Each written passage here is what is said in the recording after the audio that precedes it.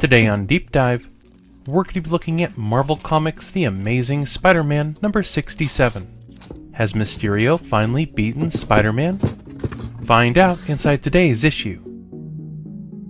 Hello everyone, my name is Devin, also known as DH Artist, and welcome back to my Deep Dive series.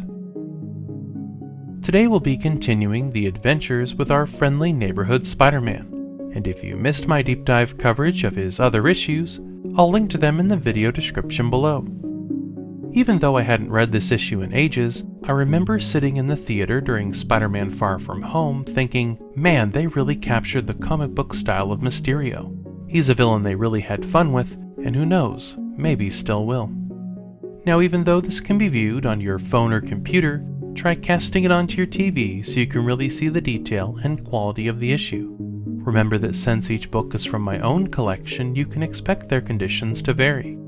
Today's issue is in nice condition, so there won't be anything to detract from the story. If you enjoy these types of videos and want to see more content like it, check out some of my other deep dives. I've covered issues like Fantastic Four number 27, Avengers number 43, Commandi number 1, and Thor number 190, featuring an appearance by Hela, the Asgardian goddess of death. For a complete list of my videos, visit the organized playlists on my channel. I post new comics each week, so be sure to subscribe so you don't miss another issue. Amazing Spider-Man number 67 was published in December of 1968. Editor-in-chief was Stan Lee, cover artist was John Romita Sr. The story, titled To Squash a Spider, was written by Stan Lee, penciled by John Romita Sr., inked by Jim Mooney, and lettered by Artie Simek. The book consists of 36 pages with a cover price of 12 cents.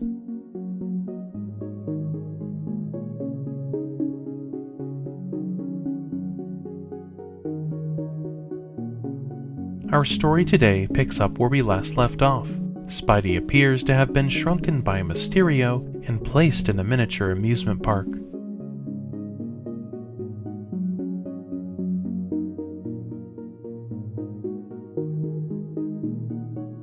And no matter where he goes, the giant hands of Mysterio attack from above.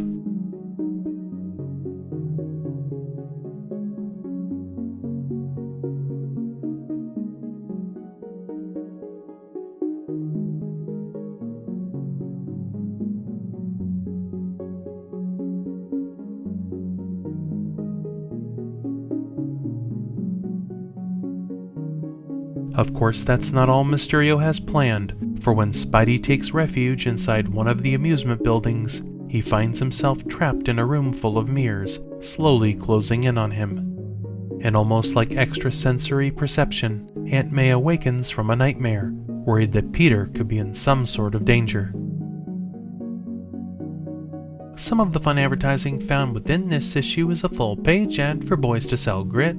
There's a full-page ad from General Mills featuring the Cheerios Kid.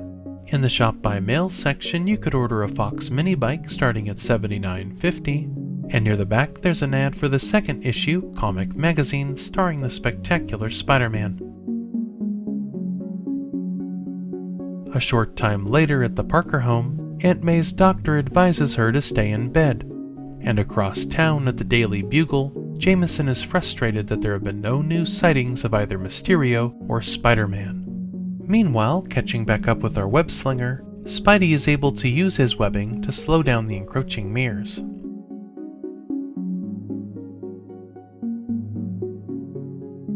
Giving him enough time to break through them, falling forward into darkness.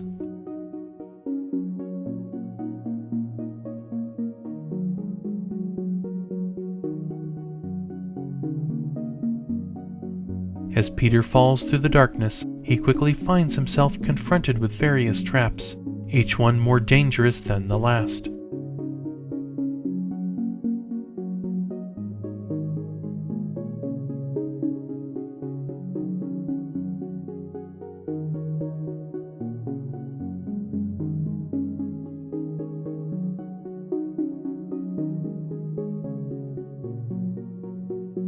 As Spidey continues to outmaneuver the giant Mysterio, the phone rings at the Stacy residence, and Gwen hopes it's a call from Peter.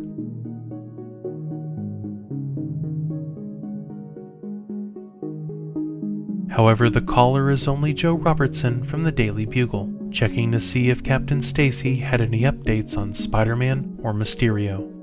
Meanwhile, back at the miniature amusement park, Mysterio closes in on Spider-Man.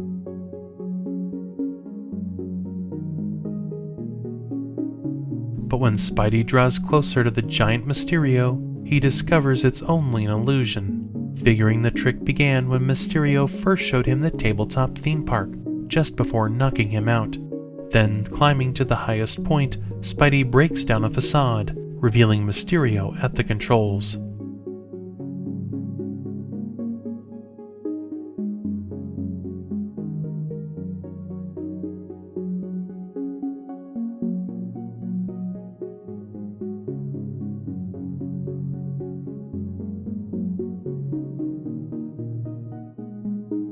Mysterio tries to escape, but Spider-Man stops him in his tracks, and after destroying his special effects gear, Spidey ties him up for the police to deal with.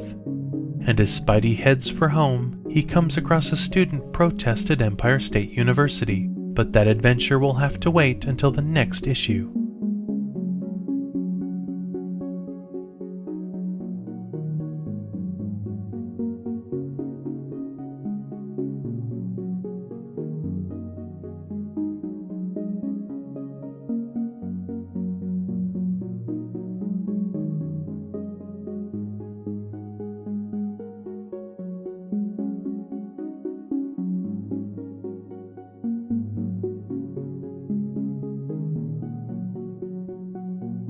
I hope you enjoyed this deep dive.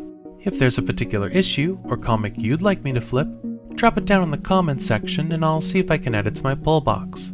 If you enjoy these types of videos, please show your support by subscribing to my channel.